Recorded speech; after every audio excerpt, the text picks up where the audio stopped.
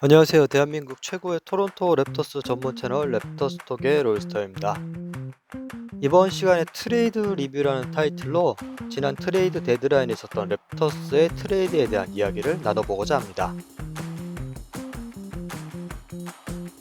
이번 트레이드 데드라인 어떠셨나요? 사실 역대급 꿀잼이라고 해도 과언이 아닐 정도로 트레이드가 빵빵 터져 나왔습니다. 돈치치 AD 트레이드를 시작으로 디에런 팍스, 지미 버틀러 등의 굵직한 선수들의 트레이드가 있었습니다. 이에 토론토도 이 열기에 힘을 보탰는데요. 바로 브랜든 잉그램을 영입했습니다. 사실 지금 성적을 생각한다면 탱킹 노선으로 가야 하지만 노빠꾸, 노탱킹 모드의 유지리 단장은 그러지 않았습니다.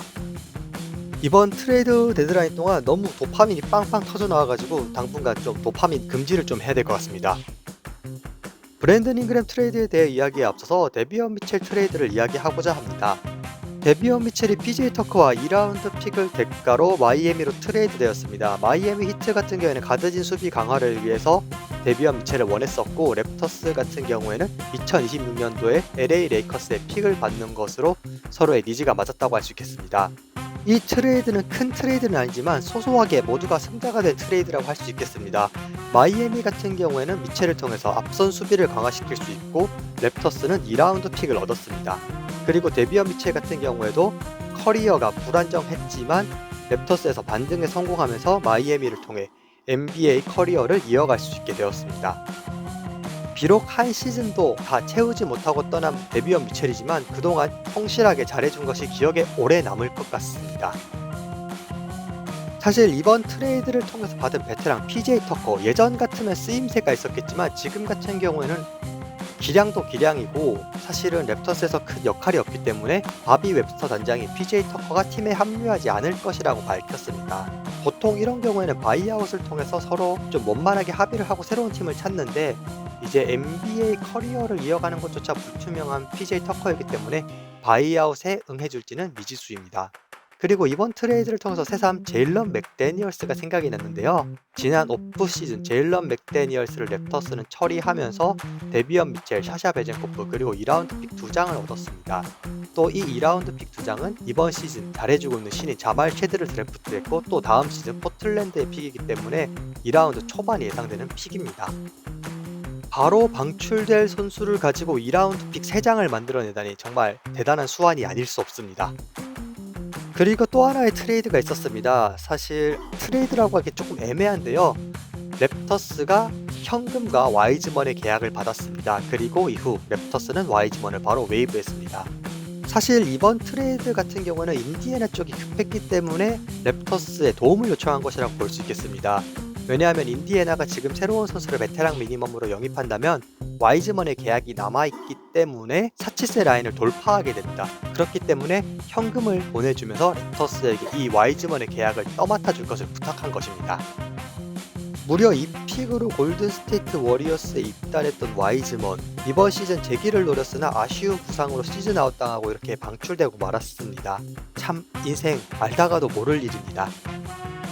또 트레이드는 아니지만 부쉐이에 대해서도 조금 이야기를 해보고자 하는데요. 사실 몇 년째 계속 부쉐이에 대한 트레이드 루머는 흘러나왔습니다. 하지만 이번 시즌에도 부쉐이는 잔류에 성공했습니다. 랩터스 로스터 내에 있는 현재 유일한 우승 멤버이자 캐네디언이기까지 한 부쉐이는 랩터스 그 자체입니다. 사실 크리스 부쉐이는 이따가 이야기할 잉그램 트레이드에 포함될 뻔 했었습니다. 하지만 뉴올리언스 측에서 사치세의 부담을 덜고자 부쉐이보다 올리닉을 선호했고, 그랬기 때문에 이 부쉐이가 랩터스에 남을 수 있었습니다.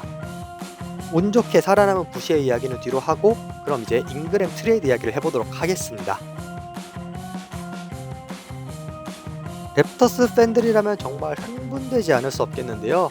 카와이 레너드 이후로 오랜만에 랩터스가 브랜든 잉그램이라는 닉네임 영입에 성공했습니다.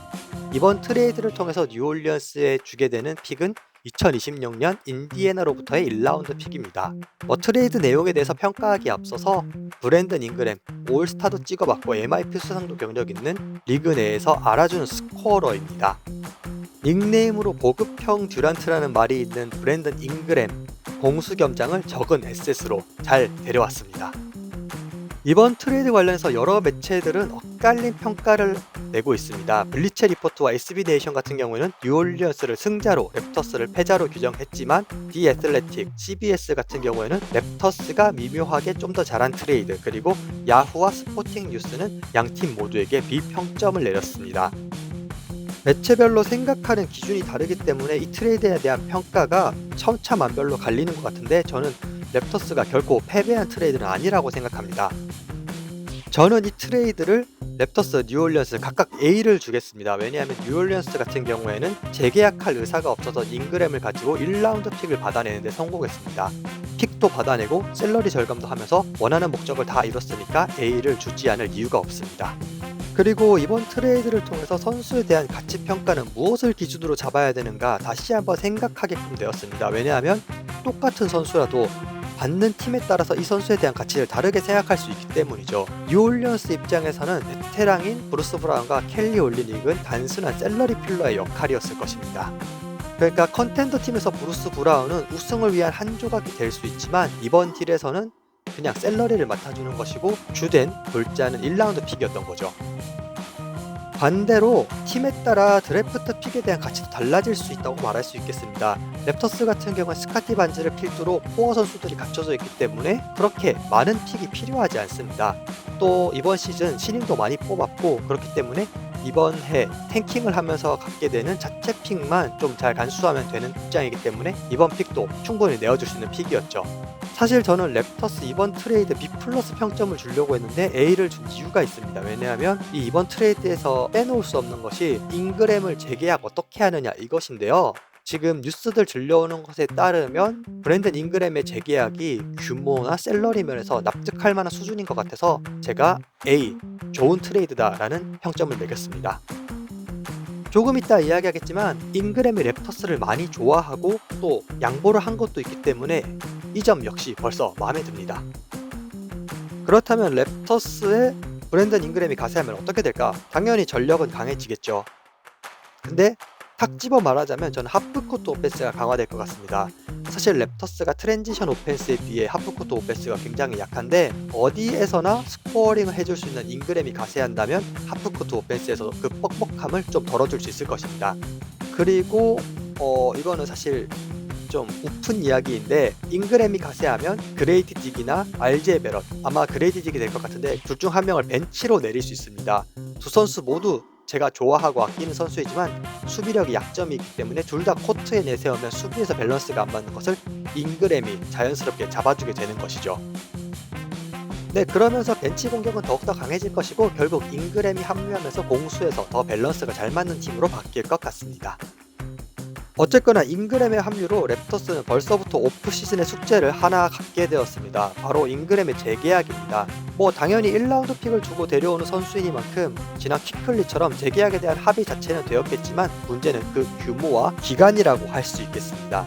다행히도 마사이 유지리 감독이 셀러리를 참 깔끔하게 정리했습니다. 현재 벤치 멤버들을 본다면 브루스 브라운과 켈리 올리닉이 빠졌기 때문에 대부분의 선수들이 루키 스케일 혹은 미니멈 계약을 가지고 있습니다. 쉽게 말해서 그레이디 딕, 오차이 약바지, 조나단 모보, 자말 쉐드, 자코비 워터, 이 5명의 셀러리가 20밀리언이 채 되지 않습니다. 그러니까 이렇게 셀러리 구조가 참 예쁘게 되어 있기 때문에 잉그램 재계약을 하면서 주전의 셀러리는 넘쳐 터져 나갈 것 같아도 충분히 팀이 유지가 된다는 것이죠. 그렇다면 잉그램이 합류한 후에 라인업은 어떻게 될까요? 주전 라인업은 임마누엘 키클리, RJ 베럿, 스카티 반즈, 브랜든 잉그램, 야코 퍼틀이 예상되고, 벤치 같은 경우에는 자말 쉐드, 그레이디 딕, 오차이 약바지, 크리스 부쉐이와 조나단 모보, 그리고 센터진에는 올랜도 로빈슨, 그리고 제 마음 같아서는 올리 숑쉐를 꼽고 싶습니다. 이렇게 새롭게 바뀐 라인업에서 저는 엑스팩터로 자말 쉐드를 꼽고 싶습니다. 결국 데비언 미첼을 보낸 것은 이 자말 쉐드를 믿고 있기 때문에 보낸 것인데요. 단신인데다가 클러치 심장을 가진 이 선수, 카일 라우리의 느낌이 나는 자말 쉐드가 잘 커주기를 바랄 뿐입니다. 임마누엘 키클리와 스카티 반즈가 이제 번갈아 가면서 볼 핸들러 역할을 하면 의외로 자말 쉐드가 많이 출전하지 못할 수는 있지만, 그래도 데비언 미첼이 빠진 자리만큼 롤이 커질 것만은 확실합니다. 기타 뉴스입니다. 브랜든 잉그램이 랩터스에 합류한 것을 반겼고, 그렇기 때문에 2.1밀리언의 트레이드 보너스를 포기했다고 합니다. 재계약 관련해서도 본인이 뉴올리언스와의 루머가 나왔던 맥스 계약을 원하는 것이 아니라 2+1 같은 연장 계약을 원하고 그 연장 계약은 맥스 계약보다는 작은 규모라는 이야기가 돌고 있습니다. 그리고 소소한 로스터 계약의 변동이 있었습니다. 선수는 그대로인데 계약만 바뀐 케이스인데요. 썸머리그부터 시작해서 차근차근 올라와 투웨이 계약까지 따낸 제이미슨 배틀, 이번에는 3년 정규 계약으로 드디어 정규직이 되었습니다. 이로 인해 생긴 투웨이 계약 한 자리는 지금 10일 계약으로 랩터스에 합류한 올랜도 로빈슨에 사용했습니다. 두 선수 모두 가시밭길을 딛고 차근차근 여기까지 왔는데 앞으로도 더 잘 풀리기를 진심으로 응원합니다. 마지막으로 바이아웃 소식으로 이번 시간은 마무리 지으려 합니다. 트레이드 시장은 문을 닫았지만 이제는 바이아웃을 통해서 이적하는 선수가 생길 것으로 보입니다. 이 바이아웃 시장에서 유력한 후보들은 벤 시몬스, 마커스 스마트, 그리고 랩터스의 선수였던 브루스 브라운 등이 꼽히고 있습니다. 하지만 이 바이아웃 시장은 랩터스와는 크게 연관이 없을 것으로 보이는데요. 이렇게 바이아웃되는 베테랑 선수들은 랩터스가 크게 매력적인 팀이 아닙니다. 분명 컨텐더 팀을 원하겠죠. 그리고 랩터스 역시 지금의 로스터가 탄탄하기 때문에 이 멤버들로 합을 맞추려고 할 것이지 약간 단기 알바 같은 바이아웃된 베테랑을 원하지는 않을 것 같습니다. 아까 말씀드렸다시피 PJ 터커가 바이아웃에 합의를 한다면 랩터스가 팀 페이로를 어느 정도 줄이고 로스터에 빈자리도 하나 생기겠지만 본인 입장에서는 그냥 바이아웃이 아닌 방출을 통해서 본인의 연봉을 다 챙기는 것이 좋겠죠. 이번 시간 제가 준비한 자료 여기까지입니다. 좋아요, 구독, 댓글 모두 감사드리고 있고요. 다음 시간엔 더 재미난 자료 여러분들 찾아뵐 수 있도록 노력하겠습니다. 감사합니다.